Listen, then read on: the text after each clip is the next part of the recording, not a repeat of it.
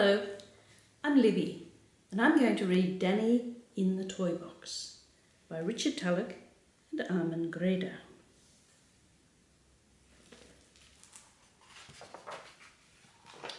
Danny in the Toybox.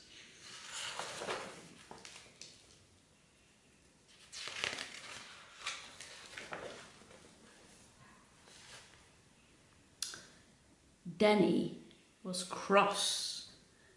He shouted and screamed at the top of his voice. He lay on the ground and pounded with his fists and hammered with his heels. Look at him. That's Danny. He's very, very upset, isn't he?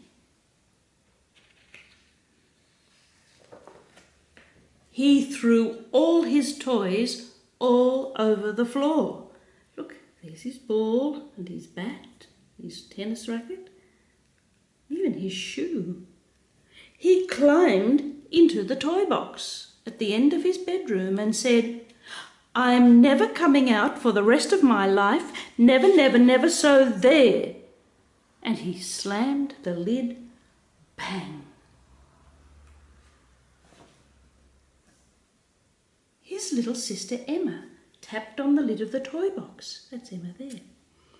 "Please come out, Danny. Please, please, please. I need you to help me do my funny bunny jigsaw puzzle. Please, Danny, please." But Danny said no. He opened the lid just a crack and hissed at Lemma in a snaky little whisper, "I'm never coming out for the rest of my life. Never, never, never, so there." Then he slammed the lid.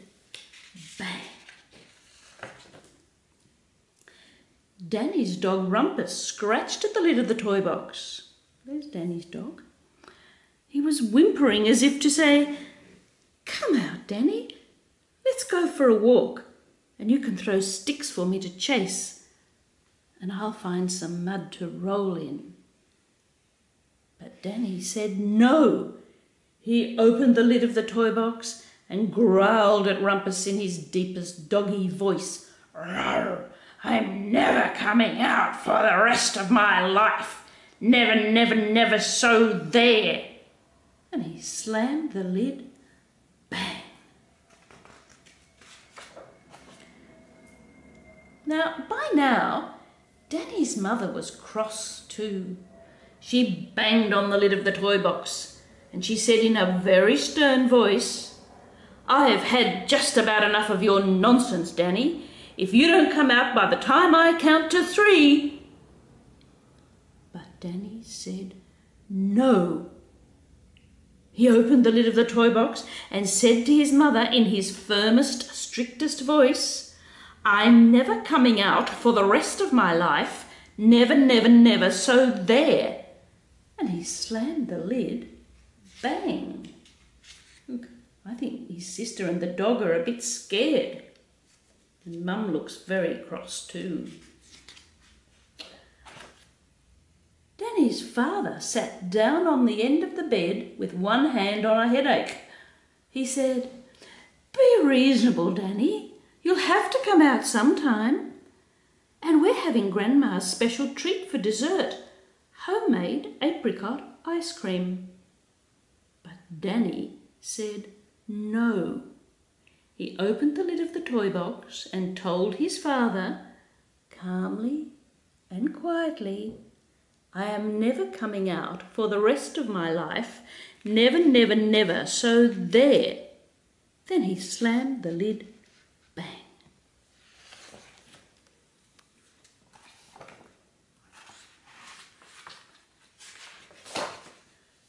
A little while later, a doctor arrived with a bag of doctor instruments. Look, there's the doctor.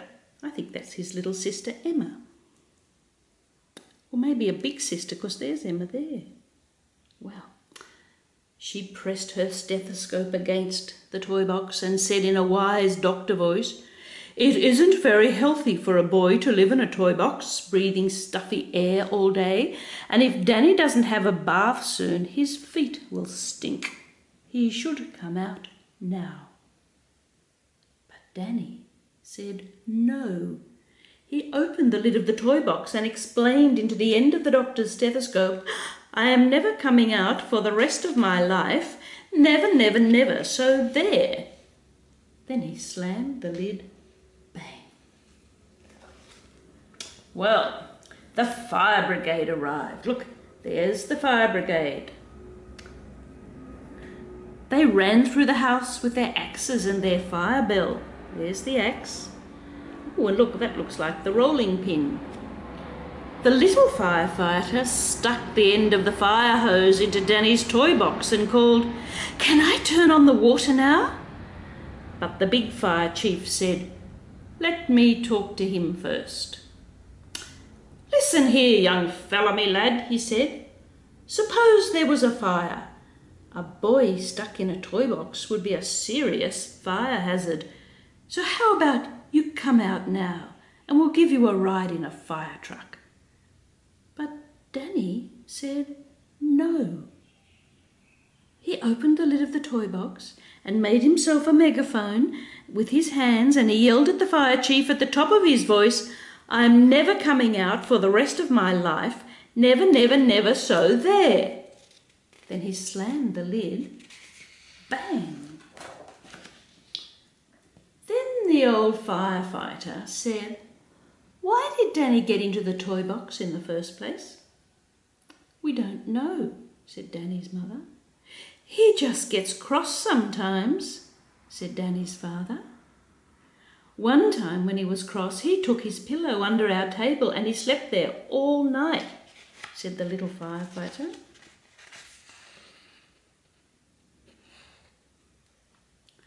"Well," said the old firefighter, "there isn't any law that says a person can't get cross. And there isn't any law that says a person can't sleep under a table or live in a toy box forever if they want to. Perhaps we should just leave Danny alone."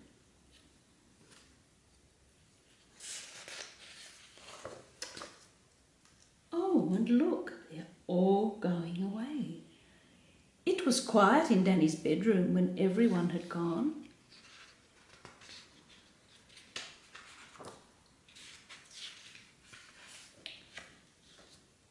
Danny didn't care. He was cross.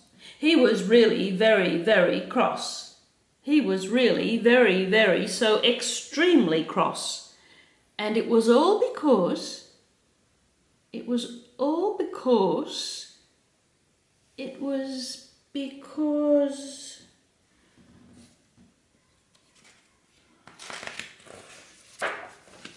Danny couldn't remember why he was really very, very so extremely cross.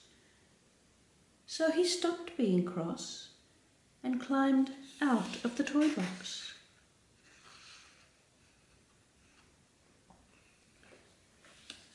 And went off to eat some homemade apricot ice cream. There's his mum and his dad and grandma and his sisters. And Danny's eating some apricot ice cream. That tastes really good, doesn't it? And that's the end of the story.